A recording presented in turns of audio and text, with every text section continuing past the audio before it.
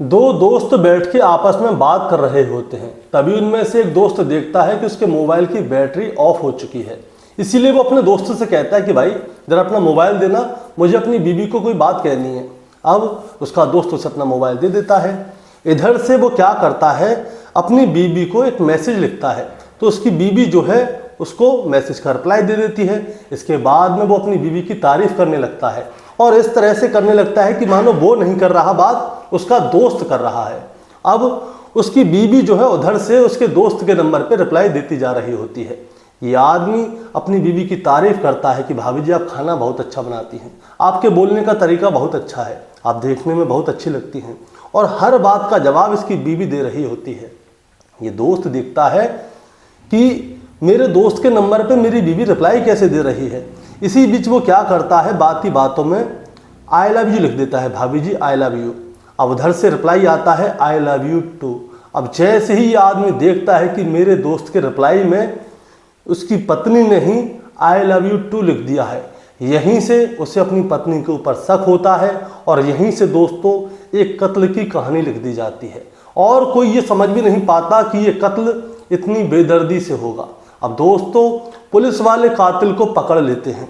कातिल सारी बात गुनाह कबूल कर लेता है, लेकिन इसके बाद भी पुलिस के पास वो सबूत नहीं मिल पाता कि कोई हत्या की गई है, क्योंकि पुलिस के पास कोई लाश थी ही नहीं और जिस हथियार से हत्या की गई थी वो हथियार भी नहीं था। लेकिन इसके बावजूद पुलिस का कहना यही है कि पुलिस ने सारे के सारे जितने भी जो सबूत हैं वो इकट्ठे कर लिए हैं और सबूतों की बिना पर ही कातिल को गिरफ्तार किया गया है। दोस्तों आज की कहानी से हम यही जानेंगे कि आखिर कातिल ने ऐसी कैसे हत्या की कि कत्ल का कोई भी सबूत नहीं है, लाश भी गायब है, लाश के भी कोई नामो निशान नहीं है। दोस्तों कहानी शुरू करूंगा उससे पहले मैं बस आपसे यही कहना चाहूँगा कि अगर आप मेरे चैनल पे नए हैं तो चैनल को जल्दी से सब्सक्राइब कर दीजिएगा, ताकि रोजाना रात को 8 बजे मैं आपके लिए एक सच्ची घटना की कहानी लेकर आ सकूं। नमस्कार दोस्तों, मैं गौरव शर्मा और आप देख रहे हैं गौरव शर्मा सफ़र। दोस्तों आज की जो सच्ची घटना मैं आपको सुनाने जा रहा हूं, ये सच्ची घटना शुरू होती है महाराष्ट्र के पुणे शहर से और पुणे के अंदर ही एक पुलिस स्टेशन है जिसका नाम है बजरे मालवाड़ी पुलिस स्टेशन। दरअसल मैं बात कर रहा हूं 28 अक्टूबर 2025 की। एक आदमी जिसका नाम समीर पंजाब राव जाधव है, जिसकी उम्र लगभग 42 साल के आसपास होती है और वो फैब्रिकेशन का काम करता है, यानी कि लोहे की वेल्डिंग वगैरह करने का काम करता है।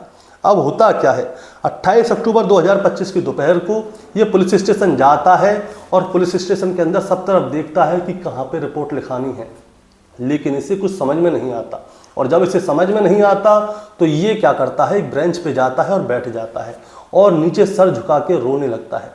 तभी इसे वहाँ पे एक कांस्टेबल देख लेता है। वो उससे पूछता है कि क्या बात है, तुम इतने परेशान क्यों हो और यहाँ पे क्यों बैठ के रो रहे हो। तब ये आदमी कहता है कि साहब मेरी बीवी पिछले 2 दिनों से गायब है और मुझे वो कहीं भी नहीं मिल रही, मैंने उसे सब जगह ढूंढ लिया। अब मैं यहाँ पे उसकी गुमशुदगी की रिपोर्ट लिखाने आया हूँ मैं, लेकिन कहाँ लिखाऊँ इसके बारे में मुझे कोई जानकारी नहीं है। तो पुलिस वाला जो है कांस्टेबल वो उसे बताता है कि तुम उस वाली टेबल पे जाओ और वहाँ पे जाके अपनी रिपोर्ट लिखा दो। अब ये आदमी उस टेबल पे जाता है और जो सामने पुलिस वाला बैठा होता है उससे सारी बात बताता है। तो सामने जो पुलिस वाला बैठा होता है वो उससे कहता है कि तुम जो भी बात कहना चाहते हो उसे पूरी को मुझे लिखित में दो, ताकि उसकी पत्नी को आसानी से ढूंढा जा सके। तब जाके वो बताता है कि मेरी पत्नी जो है 26 अक्टूबर 2025 की दोपहर लगभग 2:15 से गायब है, मैंने उसे कहीं नहीं देखा। मेरी पत्नी का नाम है अंजलि और वो एक प्राइवेट स्कूल में टीचर है।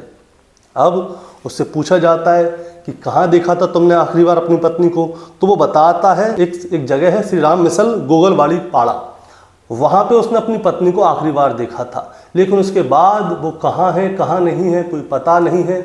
जहाँ जहाँ वो जा सकती थी, जिससे वो बात करती थी, उन सबसे संपर्क साध लिए हैं, लेकिन उसकी पत्नी गई तो गई कहाँ कोई पता नहीं है। उसके घर पे उसके 2 बच्चे हैं, उसकी माँ है, सभी लोग ये राह ताक रहे हैं कि उसकी पत्नी घर कब आएगी।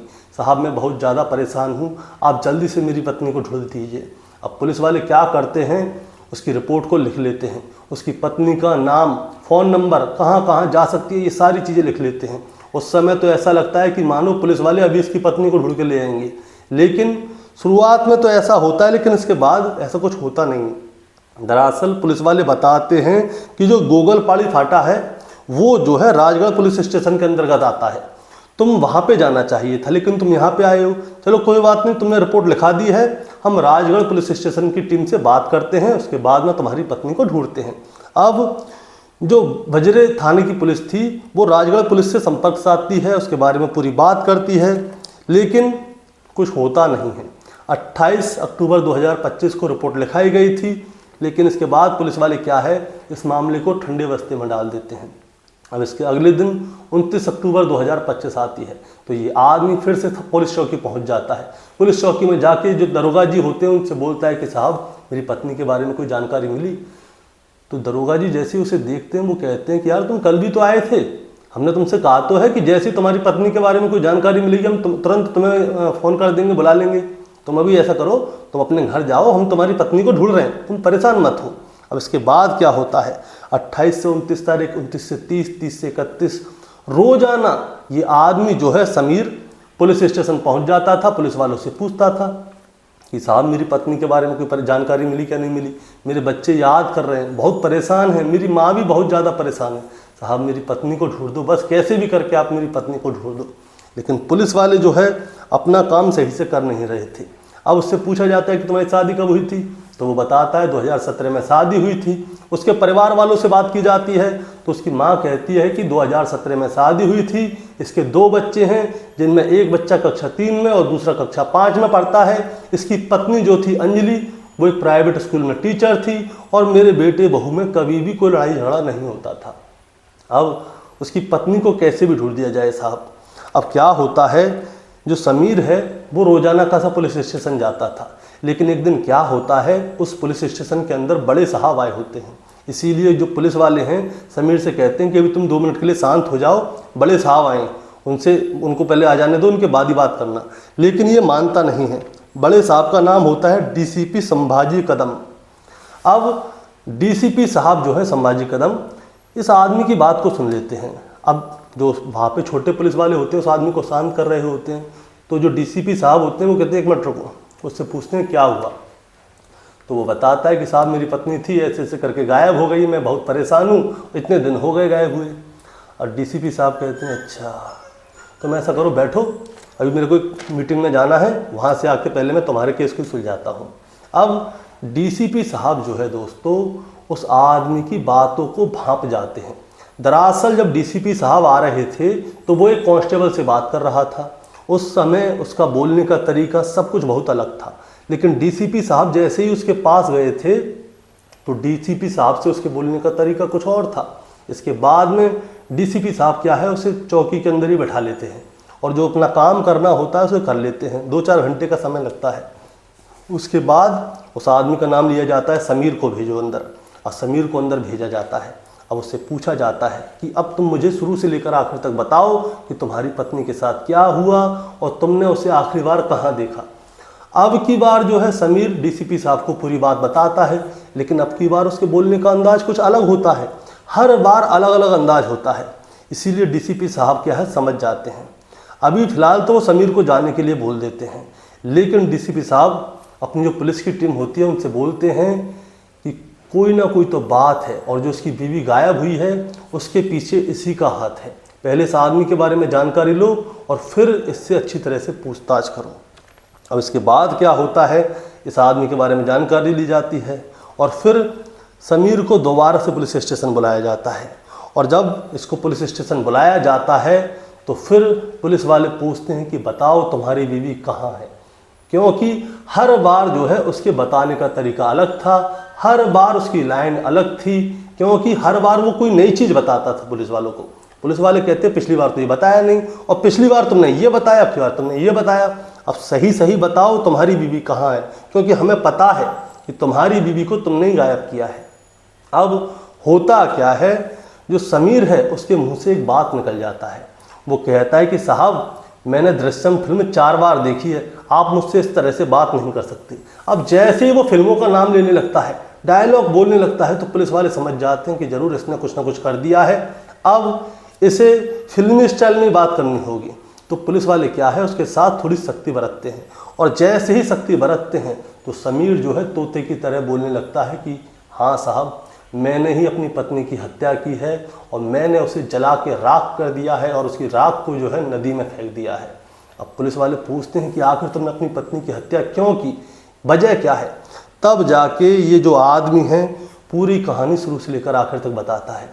वो बताता है कि मेरी पत्नी जो है वो बदचलन थी और जो है उसका सतेश पाटिल नाम के एक आदमी से संपर्क था, उससे चक्कर था और उससे चैटिंग करती थी गंदी गंदी, उससे लंबे लंबे समय तक चैटिंग करती रहती थी। मुझे ये वाली बात बहुत बुरी लगती थी, लेकिन मैं उसे रोकूं तो कैसे रोकूं? वो मेरी बात मानती नहीं थी। इसीलिए मैंने प्लानिंग कर ली कि मैं इसकी जान ले लूँगा। इसीलिए वो क्या करता है, अपने घर से यानी कि पुणे से 40 किलोमीटर दूर गोगलवाड़ी में एक हॉल लेता है, यानी कि गोदाम होता है। एक गोदाम किराए पे लेता है 18,000 रुपये महीने के हिसाब से, क्योंकि उसका फैब्रिकेशन का काम था, जो उसका लोहे का माल था, जो सारी चीज़ थी उस गोदाम में रखनी थी। अब गोदाम लेने के बाद वो वहाँ पे एक भट्टी लेता है। भट्टी में जो लोहा पिघलाया जाता है ना, इस तरह की भट्टी वो गोदाम में सेट कर लेता है और वो रोज़ाना क्या करता था, धीरे धीरे थोड़ा थोड़ा करके वहाँ पे बहुत सारा ईंधन इकट्ठा कर लेता है ताकि भट्टी में आग लगाई जा सके। इसके बाद 1 महीना कैसे गुजर जाता है किसी को कोई पता ही नहीं चलता। इसके बाद तारीख आती है 26 अक्टूबर 2025। 26 अक्टूबर 2025 को क्या होता है, वो अपनी पत्नी से कहता है कि चलो आज हम घूमने चल रहे हैं, आज मेरा घूमने का मन है। तो वो कहती है कि बच्चों को भी साथ ले चलें। वो कहता नहीं, तुम और मैं ही घूमने चल रहे हैं। इसके बाद ना तो बच्चों को ये लोग अपने साथ लेके जाते हैं, ना ही अपनी माँ को लेकर जाते हैं। इसके बाद ये लोग जो है घूमने के लिए निकल जाते हैं। मुंबई बेंगलुरु हाईवे से होके एक नवेला ब्रिज है, वहीं पे एक होटल पड़ता है, होटल पे जाते हैं, वहाँ पे भेलपुरी बनवाते हैं और कहते हैं कि भेलपुरी पैक कर देना, हम लेके जाएंगे, आगे जाके खाएंगे। अब वहाँ से भेलपुरी पैक करवाते हैं। उसके बाद ये सीधे घूमते फिरते गोगलवाड़ी पहुँच जाते हैं, जहाँ पे समीर ने गोदाम लिया हुआ था किराए पे। अब वहाँ पे उसने पहले से ही सारी चीज़ तय की हुई थी। वो कहता है कि चलो तो मैं गोदाम दिखा के लाता हूँ, मैंने गोदाम लिया है किराए पे। उसकी पत्नी कहती है ठीक है दिखा के लाओ। अब वो वहाँ पे लेके जाता है और वहाँ पे जाके ये दोनों बैठ के भेलपुरी खा रहे होते हैं। इसी बीच समीर जो है अपनी पत्नी को कोसने लगता है और उससे कहता है कि तेरा मेरे दोस्त के साथ में प्रेम प्रसंग है। तो उससे लंबे लंबे समय तक बात करती है और इसी बीच इन दोनों के बीच में कहासुनी हो जाती है। और कहासुनी जब होती है तो समीर क्या करता है, अपनी बीवी अंजलि के गले को पकड़ लेता है और बुरी तरह से दबाता है। उसकी हत्या करने में उसे 10 मिनट का समय लगा था और 10 मिनट में वो गला दबा के अपनी बीवी को मार देता है। इसके बाद वो भट्टी जलाता है और भट्टी जब दहक जाती है, उस भट्टी में अपनी बीवी की लाश को डाल देता है और वहीं बैठ जाता है, इंतज़ार करता है कि कब उसकी बीवी जल के राख हो। और जब तक उसकी बीवी जल के राख नहीं होती वो वहीं बैठा रहता है। और जब उसकी बीवी जल के राख हो जाती है तो वो क्या करता है, उस पूरी राख को एक बोरे में भरता है और नज़दीक में ही एक नदी थी, उस नदी में जाके फेंक आता है। और फिर जो वहाँ पे भट्टी के लिए उसने ईंट वगैरह सेट की हुई थी उन्हें वहाँ से बिल्कुल चमका देता है, साफ़ कर देता है कि जैसे यहाँ पे कुछ हुआ नहीं है। और जो लोहे की भट्टी थी उसे ले जाकर कबाड़े में बेच देता है, क्योंकि अब तो उसकी कोई मतलब की नहीं है। अब वो वहाँ से जाता है सीधा अपने घर और घर पे जाकर अपने बच्चों से पूछता है कि बेटा तुम्हारी मम्मी कहाँ है? तो बच्चे कहते हैं वो तो आपके साथ गई थी। तो ये कहता है अरे मैं तो उसे बहुत देर पहले छोड़ दिया, वो अब तक आई नहीं है। अपनी माँ से भी यही पूछता है। माँ और बच्चे यही सोचते हैं कि माँ बहुत देर पहले आ गई है लेकिन उसके बाद गायब हो गई है। इसीलिए 26 से 27, 27 से 28 तक ये इंतजार करता है और 28 तारीख को जाके पुलिस स्टेशन में जाके ये गुमशुदगी की रिपोर्ट लिखा देता है। लेकिन इसकी एक कमी रह गई। ये क्या है, रोज़ाना जाता था 28, 29, 30, 31 ऐसे ऐसे करके ये रोज़ाना जाता था। और इसी बीच डीसीपी संभाजी कदम जी की नज़र इस पर पड़ जाती है। वो इससे पूछताछ करते हैं, पूछताछ में पूरी बात सामने आती है और जब पूरी बात सामने आती है तो 7 नवंबर 2025 को इस केस का खुलासा हो जाता है। और जैसे ही इस केस का खुलासा होता है तो समीर की माँ, उसके 2 बच्चे, जो कभी ये सोच भी नहीं सकते थे कि जो उनका समीर है वो अपनी पत्नी की हत्या कर सकता है, वो दोनों बच्चे कभी नहीं सोच सकते थे कि उसकी माँ की हत्या उसके बाप ने की है। और जो माँ है यानी कि समीर की माँ, वो कभी ये नहीं सोच सकती थी कि मेरी बहू की हत्या मेरे ही बेटे ने की है।